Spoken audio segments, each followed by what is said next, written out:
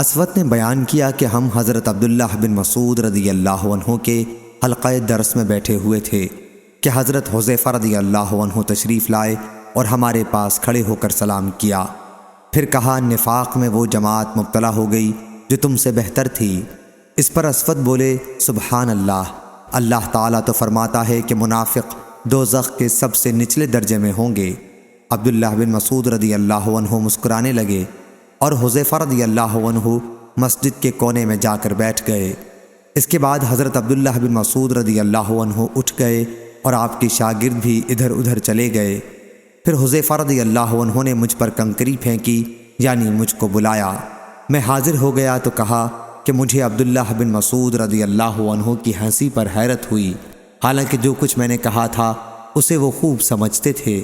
یقیناً نفاق میں ایک جماعت کو مبتلا کیا گیا تھا جو تم سے بہتر تھی، اس لیے کہ پھر انہوں نے توبہ کر لی اور اللہ نے بھی ان کی توبہ قبول کر لی۔ صحیح بخاری حدیث نمبر 4602۔